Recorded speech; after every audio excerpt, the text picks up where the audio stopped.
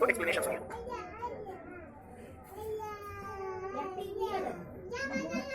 ठीक है, अब एक्सप्लेनेशन सुनिए। जब पृथ्वी का जन्म हुआ था तो पृथ्वी जो है एक आग का गोला हुआ करता था, क्योंकि ये तारों से विखंडित एक रूप था। तारों से विखंडित एक रूप था, तो पृथ्वी भी तारों की भांति हाइड्रोजन हीलियम से बना हुआ था, और हाइड्रोजन हीलियम जो है ऊर्जा का स्रोत है, यानी कि चारों ओर जो है पृथ्वी एक आग का गोला, चारों ओर ज्वालामुखी विस्फोट, आग का दरिया और पूरा गर्म हमारा पृथ्वी, कोई सौरमंडल नहीं, कोई वायुमंडल नहीं, कुछ भी नहीं, जीवन आग का केवल एक गोला था।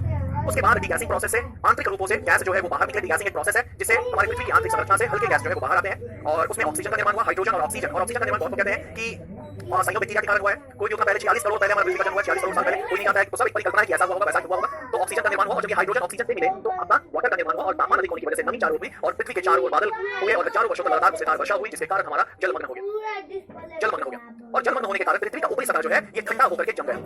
लेकिन ये पृथ्वी का ऊपरी चादर जो है बहुत ही पतला, जैसे आप बहुत गर्म दूध को गर्म करो, दूध जितना ज्यादा उबलेगा ना उतना ज्यादा खोलेगा, लेकिन ऊपरी तापमान ठंडा। आग कहां से जा रहा है? नीचे से जा रहा है, तो आग नीचे से जा रहा है तो नीचे उबला हुआ दूध है, लेकिन ऊपरी तापमान ठंडा होने के कारण ऊपरी पतला सा छाली का चादर बन जाता है। अगर उस छाली पर चीनी को चलाओगे तो उसको गर्म नहीं लगेगा, आप अपना हाथ थोड़ा सा करोगे उस छाली पे, आपको गर्म नहीं लगेगा, आपको सामान्य लगेगा। लेकिन गलती से आपने छाली को फाड़ते हुए अपना हाथ अंदर डाल दिया तो आपका हाथ जल जाएगा। उसी प्रकार से इस वर्षा और जल के कारण पृथ्वी की ऊपरी पपड़ी जो है, ये जो हरे रंग की पपड़ी देख रहे हैं, इसके जम गया और ये ठोस बन गया, और इसी को भूपटपट्टी कहते हैं।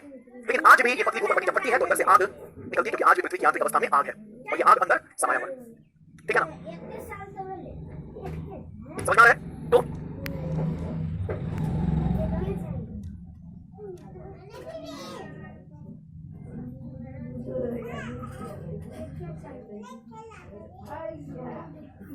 तो आप देख सकते हैं कि इसी कारण से जो है आपका पृथ्वी का जन्म। इसकी औसत चौड़ाई मैक्सिमम, तो भूपटपट्टी की चौड़ाई जो है याद रखिएगा, इसकी जो चौड़ाई है, इसका जो थिकनेस है, थिकनेस जो है मैक्सिमम कहां है? मैक्सिमम, तो मैक्सिमम थिकनेस, सर्वोत्तम थिकनेस जो है 70 से 100 किलोमीटर, 70 से 100 किलोमीटर इसकी चौड़ाई है। चौड़ाई कितनी है? चौड़ाई 100 किलोमीटर है। ठीक है ना, और ये किसके अंतर्गत है? हिमालय। ठीक है, समझ आ रहा है सभी लोगों को? सबको समझ आ रहा है? आगे बढ़े। अब ये दो प्रकार के, अब ये दो प्रकार की भूपटपट्टी पर आपका दो प्रकार है। तो आपको पता होगा कि 71% भूमि भाग पर हमारा सागर है, 71% भूमि भाग पर सागर है, और केवल आपका 29% भूमि भाग पर आपका क्या है? तो याद रखिएगा, तो 71% भूमि भाग पर क्या है साथियों? तो 71% जो है, 71% महासागर है, और 29% जो है ये भूमि है। याद रखना है आपको, याद रखना है,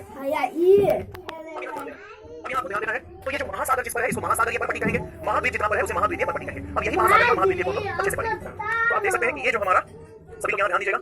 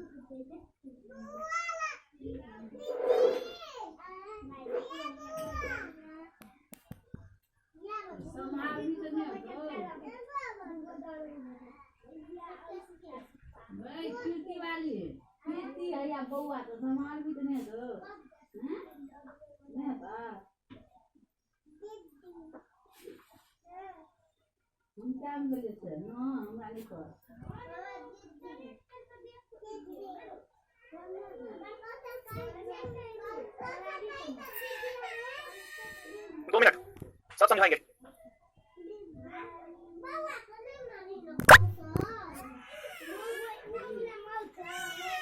चलिए यहाँ ध्यान दीजिएगा सभी लोग यहाँ ध्यान दीजिएगा, प्लीज यहाँ सभी लोग ध्यान दीजिएगा।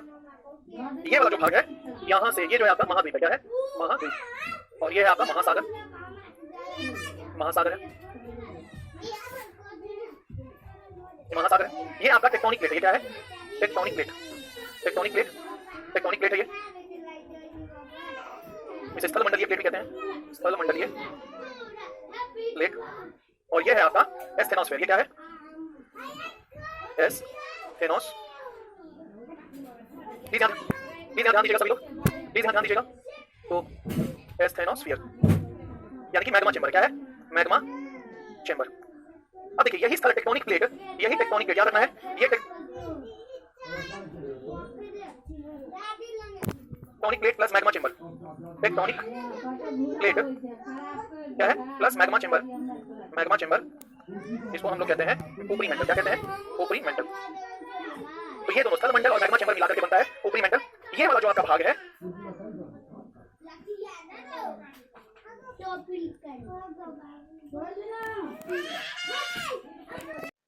क्लास 6 एनसीईआरटी में उपसौर अपसौर के बारे में आज पढ़ेंगे। तो ये है सूर्य और ये है पृथ्वी। जब पृथ्वी परिक्रमा सूर्य का करता है, ये परिक्रमा कर रहा है सूर्य का, तो देखते हैं कि कहीं पे सूर्य से पृथ्वी का दूरी ज़्यादा है तो कहीं पे कम है। तो सबसे ये जो है सबसे न्यूनतम दूरी, सबसे कम दूरी पृथ्वी का जो है 21 मार्च का होता है और इधर जो है 23 सितंबर का होता है, जिसे हम विषुव कहते हैं। और पृथ्वी से सूर्य के सबसे न्यूनतम दूरी को उपसौर कहते हैं, जो 147 मिलियन किलोमीटर है। और 21 मार्च और 23 सितंबर को इसी कारण से जो है दिन रात बराबर होता है। 21 जून ग्रीष्म काल में साल का सबसे बड़ा दिन 21 जून को होता है और सूर्य से पृथ्वी का दूरी सबसे अधिक होता है, जिसे अपसौर कहते हैं। शीत काल में 22 दिसंबर को साल का सबसे बड़ा रात होता है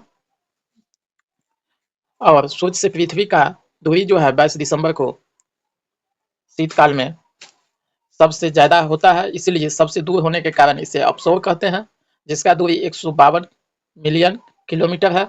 औसत दूरी 150 मिलियन किलोमीटर है।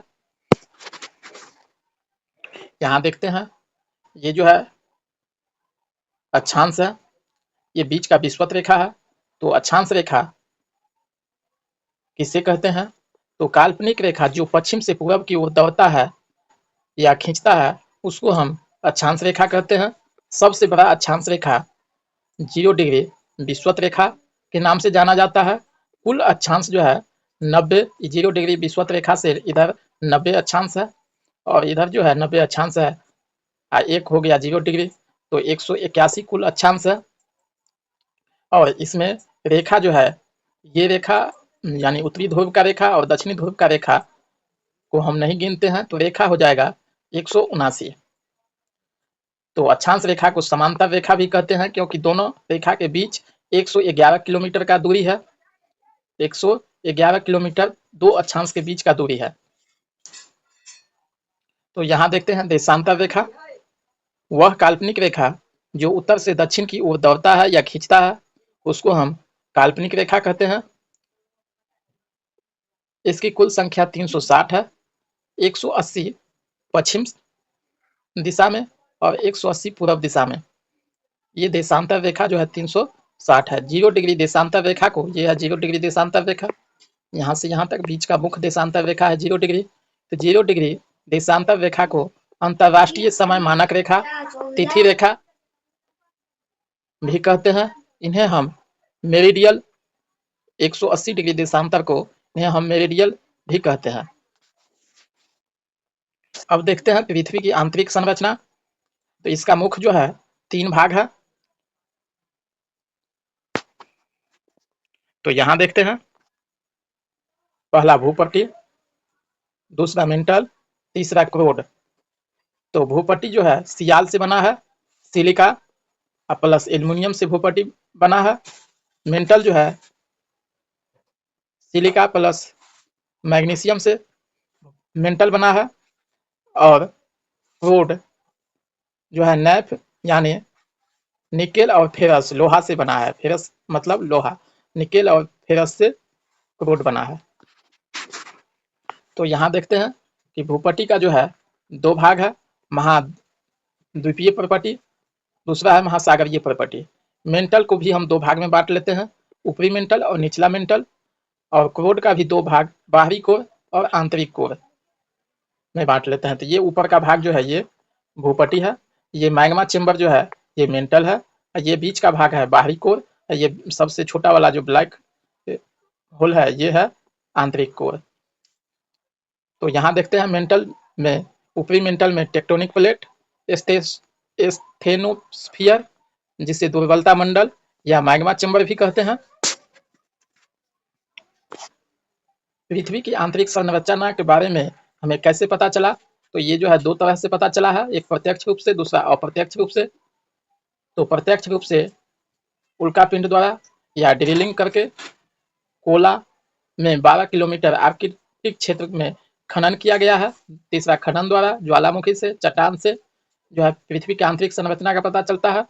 और पृथ्वी का अप्रत्यक्ष रूप से भूकंपीय तरंग, गुरुत्वाकर्षण, उल्का आदि से जो है अप्रत्यक्ष रूप से पृथ्वी की आंतरिक संरचना के बारे में पता चलता है। भूकंपीय तरंगे सबसे महत्वपूर्ण है आंतरिक संरचना के पता करने के लिए। तो यहाँ देखिए, ये है पृथ्वी, जिसमें 71% महासागर जल है और 29% जो है भूमि है। इस भूपट्टी का निर्माण कैसे हुआ? तो देखते हैं। भूपट्टी यह सबसे पतला पृथ्वी का भाग है। यह पतले चादर की भांति है। औसत घनत्व 3 ग्राम किलोमीटर क्यूब है। आयतन 1% है। द्रव्यमान 0.5 से 1% के बीच है। और भूपट्टी का निर्माण जो है सियाल से हुआ है, सिलिका प्लस एल्युमिनियम से। और वो मेंटल का जो ऊपरा हिस्सा है वो सिलिका प्लस मैग्नीशियम से बना है, जो स्थल मंडल में सहायक है।